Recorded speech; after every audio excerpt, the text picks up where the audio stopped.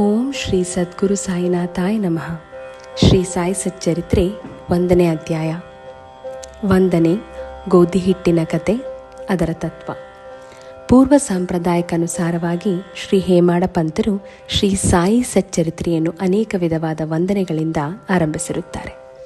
ಮೊದಲನೆಯದಾಗಿ ಶ್ರೀ ವಿನಾಯಕನಿಗೆ ವಂದನೆಗಳನ್ನು ಅರ್ಪಿಸುತ್ತಾ ಶ್ರೀ ಸಾಯಿ ಸಚ್ಚರಿತ್ರೆಯನ್ನು ಬರೆಯಲು ತೊಡಗಿರುವ ಈ ಕಾರ್ಯಕ್ಕೆ ಯಾವುದೇ ವಿಘ್ನ ಬಾರದಿರಲೆಂದು ಪ್ರಾರ್ಥಿಸಿ ಶ್ರೀ ಸಾಯಿಬಾಬಾರವರೇ ಮಹಾಗಣಪತಿ ಎಂದು ಹೇಳಿರುತ್ತಾರೆ.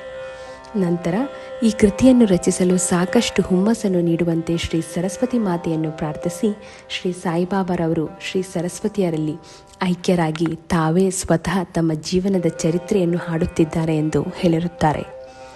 ಅನಂತರ ಸೃಷ್ಟಿ, ಸ್ಥಿತಿ ಮತ್ತು ಲಯಗಳಿಗೆ ಕಾರಣವಾಗಿರುವ ತ್ರಿಮೂರ್ತಗಳಿಗೆ ವಂದನೆಗಳನ್ನು ಅರ್ಪಿಸುತ್ತಾ ಶ್ರೀ ಸಾಯಿಬಾಬಾ ಅವರಲ್ಲಿ ಐಕ್ಯರಾಗಿ ಮತ್ತು ಸದ್ಗುರುವಾಗಿ ಸಂಸಾರ ಸಾಗರವನ್ನು ಸುಗಮವಾಗಿ ದಾಟಿಸುತ್ತಾರೆ ಎಂದು ಹೇಳಿರುತ್ತಾರೆ. ಅನಂತರ ಅವರ ಕುಲದೇವರಾದ ನಾರಾಯಣ ಆದಿನಾಥರಿಗೆ ವಂದನೆಗಳನ್ನು ಅರ್ಪಿಸಿದ್ದಾರೆ.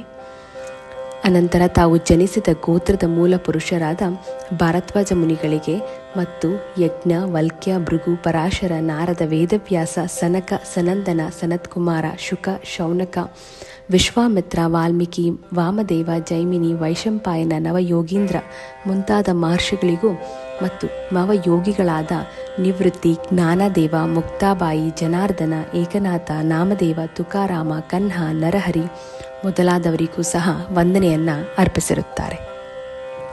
ಅನಂತರ ತಮ್ಮ ಅಜ್ಜ ಸದಾಶಿವರಾವ, ಪಿತಾಮಹ ರಘುನಾಥರಾವ, ತಮ್ಮನ್ನು ಬಾಲ್ಯದಲ್ಲಿಯೇ ಬಿಟ್ಟು ಅಗಲಿದ ಮಾತಾ ರತ್ನ, ತಮ್ಮನ್ನು ಸಾಕಿ ಸಲುಹಿದ ಅತ್ತೆ ಮತ್ತು ಪ್ರೀತಿಯ ಅಗ್ರಜರಿಗೆ ವಂದನೆಯನ್ನು ಅರ್ಪಿಸಿರುತ್ತಾರೆ. ವಾಚಕ ಮಹಾಶಯರಿಗೂ ಸಹ ವಂದನೆಯನ್ನು ಅರ್ಪಿಸಿ ಈ ಕಾರ್ಯಕ್ಕೆ ಅವರು ನಿಶ್ಚಲವಾದ ಗಮನ ಕೊಡುವಂತೆ ಪ್ರಾರ್ಥಿಸುತ್ತಾರೆ. ಕೊನೆಯದಾಗಿ ತಮ್ಮ ಏಕಮಾತ್ರ ರಕ್ಷಕರಾದ ಜಗವೆಂಬ ಮಾಯೆಯಿಂದ ವಿಮೋಚನೆ ಹೊಂದಿ ಬ್ರಹ್ಮ ಜ್ಞಾನವನ್ನು ಪಡೆಯಲು ಸಹಾಯಕರಾದ ಶ್ರೀ ದತ್ತಾತ್ರೇಯರ ಅವತಾರ ರೂಪಿಯಾದ ಶ್ರೀ ಸಾಯಿನಾಥರಿಗೆ ವಂದನೆಯನ್ನು ಅರ್ಪಿಸಿದ್ದಾರೆ. ಹಾಗೆಯೇ ಪರಮಾತ್ಮನು ವಾಸವಾಗಿರುವ ಸಕಲ ಜೀವರಾಶಿಗಳಿಗೂ ಸಹ ವಂದಿಸಿದ್ದಾರೆ. ನಂತರ ಪರಾಶರ, ವ್ಯಾಸ, ಶೌಂಡಿಲ್ಯ ಮೊದಲಾದವರು ಹೇಳಿದ ಭಕ್ತಿಯ ವಿವಿಧ ರೀತಿಗಳನ್ನು ಸಂಕ್ಷಿಪ್ತವಾಗಿ ವರ್ಣಿಸಿ ಲೇಖಕರು ಈ ಮುಂದಿನ ಕಥೆಯನ್ನು ಹೇಳಿರುತ್ತಾರೆ. ಅಧ್ಯಾಯ 1. ಸುಮಾರು 1910 ನಂತರ ಒಂದು ದಿನ ಪ್ರಾತಃ ಕಾಲ ಶ್ರೀ ಸಾಯಿಬಾಬಾರವರ ದರ್ಶನ ಭಾಗ್ಯವನ್ನು ಪಡೆಯಲು ಶಿರಡಿಯಲ್ಲಿ ಈ ಮಸೀದಿಗೆ ಹೋದೆನು. ಆ ದಿನ ಈ ಕೆಳಗಂಡ ಅದ್ಭುತವಾದ ಚಮತ್ಕಾರವನ್ನು ಕಂಡು ದಿಗ್ಭ್ರಾಂತನಾದೆ. ಶ್ರೀ ಸಾಯಿಬಾಬಾ ತಮ್ಮ ಮುಖವನ್ನು ತೊಳೆದುಕೊಂಡು ನಂತರ ಗೋಧಿಯನ್ನು ಬೀಸಲು ತಕ್ಕ ಸಿದ್ಧತೆಗಳನ್ನು ಮಾಡಿಕೊಂಡು ಹಿಡಿಹಿಡಿಯಾಗಿ ಗೋಧಿಯನ್ನು ಬೀಸಲು ಕಲ್ಲಿನೊಳಗೆ ಹಾಕಿ ಬೀಸುತ್ತಾ ಕುಳಿತಿದ್ದರು. ಇವರು ಭಿಕ್ಷೆ ಬೇಡಿ ಜೀವಿಸುವವರು, ಹೀಗ್ಯಾಕೆ ಗೋಧಿಯನ್ನು ಬೀಸಿ ಹಿಟ್ಟು ಕೂಡಿ ಹಾಕಿರುತ್ತಿದ್ದಾರೆ ಎಂಬ ಭಾವನೆ ನನ್ನಲ್ಲಿ ಮೂಡಿತು. ಅಲ್ಲಿ ನೆರೆದಿದ್ದ ಅನೇಕರಲ್ಲಿಯೂ ಸಹ ಈ ಭಾವನೆ ಇತ್ತು. ಆದರೂ ಬಾಬಾರವರನ್ನು ಕೇಳುವ ಧೈರ್ಯ ಮಾತ್ರ ಯಾರಿಗೂ ಇರಲಿಲ್ಲ. ನಂತರ 4 ಜನ ಮಹಿಳೆಯರು ಧೈರ್ಯದಿಂದ ಮುಂದೆ ಹೋಗಿ ಅವರನ್ನು ಎಬ್ಬಿಸಿ ಅವರ ಲೀಲೆಗಳನ್ನು ಹಾಡುತ್ತಾ ತಾವೇ ಬೀಸಲು ಕುಳಿತರು. ಬಾಬಾ ಮೊದಲು ಕೋಪಗೊಂಡರು. ನಂತರ ಅವರ ಪ್ರೀತಿ, ಭಕ್ತಿ, ವಾತ್ಸಲ್ಯಗಳಿಗೆ ಮನಸೋತು ಮುಗುಳು ನಗೆ ಬೀರುತ್ತಾ ಕುಳಿತರು. ಅವರು ಬೀಸುತ್ತಾ ಬಾಬಾ ಅವರಿಗೆ ಮನೆಯಾಗಲಿ, ಮಠವಾಗಲಿ, ಆಸ್ತಿ ಪಾಸ್ತಿಗಳಾಗಲಿ, ಮಕ್ಕಳು ಮರಿಗಳಾಗಲಿ ಇಲ್ಲ, ಜೋಪಾನ ಮಾಡಲು ಸಹ ಯಾರೂ ಇಲ್ಲ, ಭಿಕ್ಷಾಟನೆಯಿಂದ ಕಾಲ ನೂಕುತ್ತಿದ್ದಾರೆ, ರೊಟ್ಟಿ ಮಾಡಲು ಹಿಟ್ಟು ಬೇಕಾಗಿಲ್ಲ, ಇವರಿಗೇಕೆ ಇಷ್ಟೊಂದು ಹಿಟ್ಟು? ಬಹುಶಃ ದಯಾಳುವಾದ ಇವರು ನಮಗೇ ಆ ಹಿಟ್ಟನ್ನು ಹಂಚಬಹುದು ಎಂದು ನಾನಾ ವಿಧವಾಗಿ ಯೋಚಿಸುತ್ತಾ ಎಲ್ಲವನ್ನೂ ಬೀಸಿ ಮುಗಿಸಿ ಹಿಟ್ಟನ್ನು 4 ಭಾಗ ಮಾಡಿ ಹಂಚಿಕೊಂಡು ತೆಗೆದುಕೊಂಡು ಹೋಗಲು ಸಿದ್ಧರಾದರು.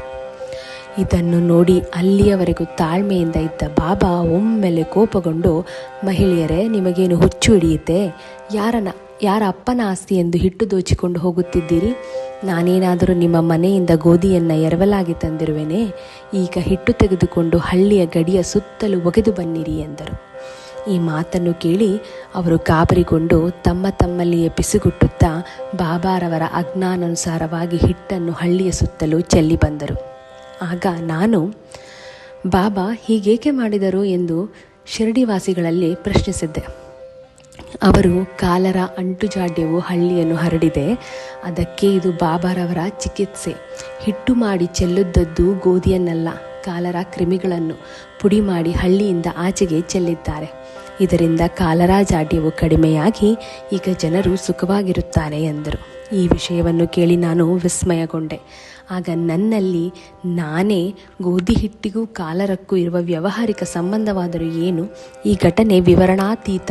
ನಾನು ಬಾಬಾರವರ ಲೀಲೆಗಳ ಬಗ್ಗೆ ಬರೆಯಲೇಬೇಕು ಮತ್ತು ಅವರ ಮಧುರ ಲೀಲೆಗಳನ್ನು ಮನದಣಿಯುವಂತೆ ಹಾಡಲೇಬೇಕು ಎಂದು ಯೋಚಿಸಿದಾಗ ನನ್ನ ಹೃದಯದಲ್ಲಿ ಸಂತೋಷ ತುಂಬಿ ತುಳುಕಾಡಲು ಆರಂಭವಾಯಿತು. ಈ ರೀತಿ ಸಾಯಿ ಸಚ್ಚರಿತ್ರೆ ಬರೆಯಲು ನನಗೆ ಸ್ಫೂರ್ತಿ ಬಂದಿತ್ತು. ಬಾಬಾರವರು ಕೃಪಾದೃಷ್ಟಿ ಮತ್ತು ಆಶೀರ್ವಾದದ ಫಲದಿಂದ ಈ ಕೆಲಸ ಯಶಸ್ವಿಯಾಗಿ ಮುಗಿಯುತ್ತೆ ಎಂಬುದನ್ನು ನಾವು ಬಲ್ಲೆವು. ಬೀಸುವುದರ ತತ್ವ.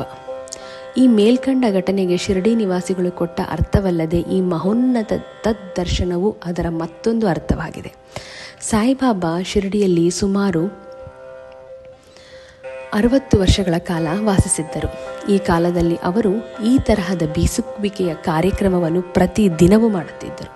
ಅವರು ಬೀಸುತ್ತಿದ್ದದ್ದು ಬರೀ ಗೋಧಿಯನ್ನಲ್ಲ, ಅಸಂಖ್ಯಾತ ಭಕ್ತರ ಪಾಪಗಳನ್ನು ಮತ್ತು ಅವರ ಮಾನಸಿಕ ಹಾಗೂ ದೈಹಿಕ ಜಿಗುಪ್ಸೆಗಳನ್ನು.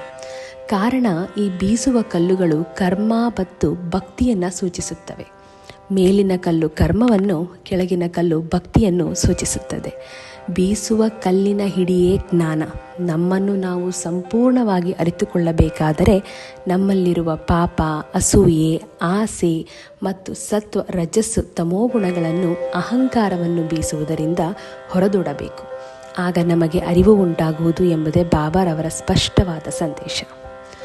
ಬೀಸುವ ಕಲ್ಲಿನಲ್ಲಿ ಸಿಕ್ಕ ಕಾಳುಗಳಂತೆ ಈ ಭವಚಕ್ರದಲ್ಲಿ ಸಿಕ್ಕು ನಾನು ವೇದನೆಯನ್ನು ಅನುಭವಿಸಬೇಕಾದ್ದರಿಂದ ನಾನು ಅಳತೊಡಗಿದ್ದೇನೆ ಎಂದು ಒಮ್ಮೆ ಕಬೀರರು ಕಾಳು ಬೀಸುತ್ತಿದ್ದ ಒಬ್ಬ ಮಹಿಳೆಯನ್ನು ನೋಡಿ ತಮ್ಮ ಗುರುಗಳಾದ ನಿಪತಿತರಂಜನರಿಗೆ ಹೇಳಿದರು.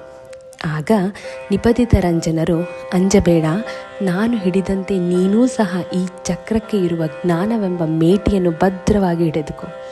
ಅದರಿಂದ ಅತ್ತಿತ್ತ ದೂರ ಹೋಗಬೇಡ, ಅಂತರ್ಮುಖಿಯಾಗು, ಅಂದರೆ ನಿನಗೆ ಖಚಿತವಾಗಿಯೂ ಕಲ್ಯಾಣವಾಗುತ್ತದೆ ಎಂದು ಕಬೀರರಿಗೆ ಉಪದೇಶಿಸಿದ ಕಥೆಯು ಈ ಮೇಲಿನ ಘಟನೆಯಿಂದ ನಮ್ಮ ಜ್ಞಾಪಕಕ್ಕೆ ಬರುತ್ತದೆ.